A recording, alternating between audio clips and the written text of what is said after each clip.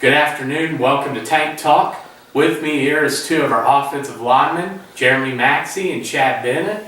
And we're going to talk to you some about the role of the offensive line.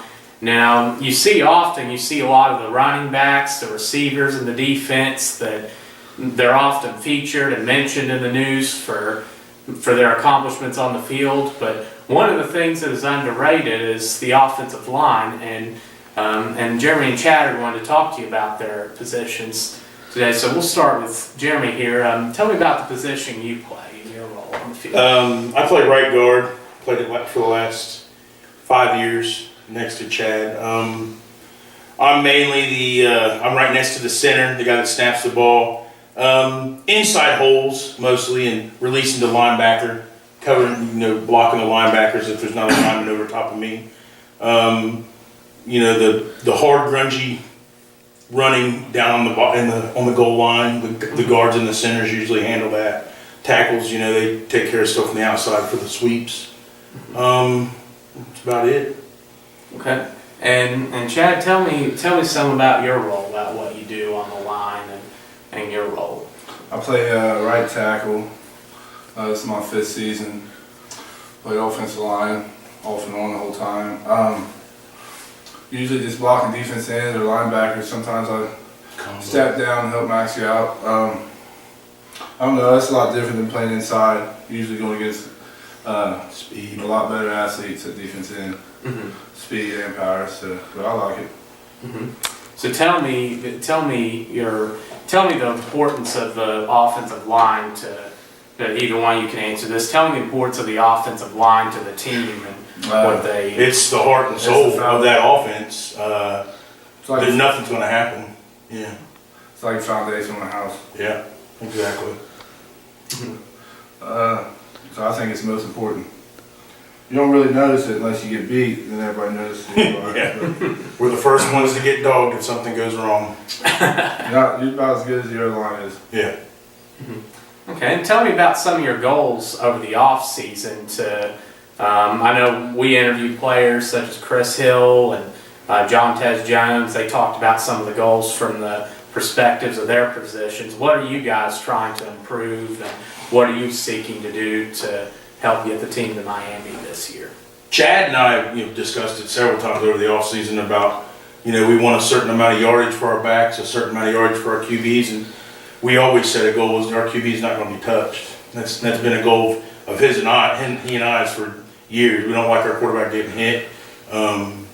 We've worked our butts off together as far as, trying to keep that accomplished. It's a hard thing because, like he said, some of the guys some of the talent that you have as far as the defensive end position and the linebacker, that's where they put their studs on defense, the guys that want to come in and just rip an offense apart. And, we have to be on our A game every time. Of course, personal goals, we like to get pancakes. That's a fun thing. We like to give up no sacks. Yeah, no sacks. 300-yard rushing games. We love those. That makes us. It's really just one ultimate goal there. That's that ring. Get another ring, win another championship. Yeah, that's all that matters. How do you guys feel about the new offensive additions? I know last year the offense was kind of they really had to do some creative things to get it going. And this year, we were struggling at the quarterback position. That's no secret. Everyone that came and watched the Tanks game, we were a very one-dimensional team last year, and we usually weren't as far as Coach Rice's offense, and we were multifaceted many years. And last year we were limited because injuries, people not playing. Left us with our quarterback that he's kind of struggled at times with the offense. It's a difficult offense at times to understand, and this year we have probably two of the most talented quarterbacks that you could ever have in this league. And we've played some beasts in this league with the Hawks had a phenomenal quarterback years ago. And who else, Chad? There's been several. The kid from Lightning's good. Yeah, the Lightning. I don't know. I think our offense is going to be explosive. We Yeah. got a lot. High powered. We got a lot of talent. We just got to get it together and start meshing. Yeah. We I don't know. I think it's gonna be our year. Yeah. I don't see anyone touching us really because it's just we get once Coach Rice and Coach Aldridge get our line tied in. That's our championship season. I feel like Coach Rice and Coach Aldridge, that was probably one of the best offensive lines that semi-pro's seen in a long time. Mm-hmm. We were untouchable, and we did whatever. Even if we were ever down, he and I would get in the huddle and be like, "Come on, let's do this," and we would punch that ball. We'd do whatever we wanted, and they couldn't stop us. And that's going to happen again this year. We look forward to it. Tell our fans how. I know since you guys mentioned you guys have a lot of experience in this league. Tell them how that can rub off on some of the younger players and how. Oh, it's tremendous. If you can come into a team that has a vet group of guys or a core group, and they can teach. Chad's vocal. Chad's very vocal on the field. I am sometimes. I'm an emotional person. Sometimes he's got to pull me in and get me to focus on what we have going on because I kind of drift off to getting individual things in my head. But vets are very important on a team. Extremely important. They lead the way. Yeah, absolutely. Chad's been a captain many years, and he has the ability to take charge on our offensive line, and has. And it's a very important person to have. It is. We like I said, I think we got a talented team. Just we got to get it together, start meshing, and we will. Come May, we'll be ready. Absolutely. I mean, we got practice right now, and there's all kinds of guys. So we're getting better, and here it is November. Yeah. Okay. So for our fans to get to know you guys a little bit better, tell me who's your favorite college team? Good.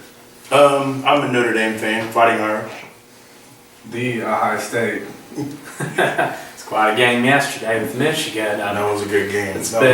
They pulled it out. Yeah, it's been total madness in college football. Who do you Oh, guys? absolutely.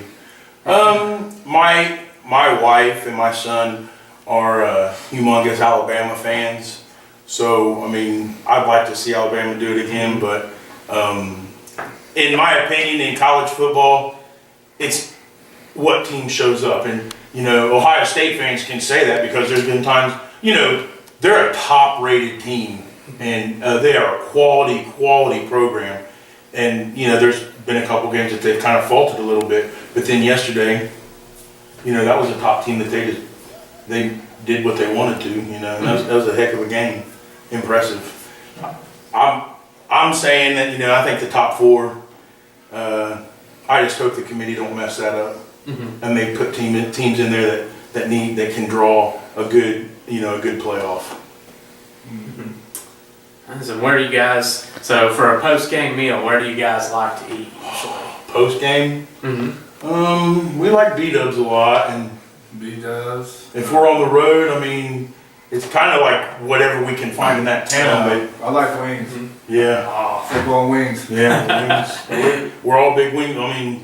I like steak. I've stopped at we play in Cincinnati. What's that hamburger joint we always go to, bub? Red Robin or something like that. Yeah, Red Robin. Yeah, basically wings. Okay. And any shout outs you guys would like to give? Heather and the boys, love you guys. Just the old Tank Nation. See you in May. All right, well, guys, thank you for this interview, and certainly we wish you the best this year. And Appreciate it. thank you for your time, and roll Tanks. Roll Tanks.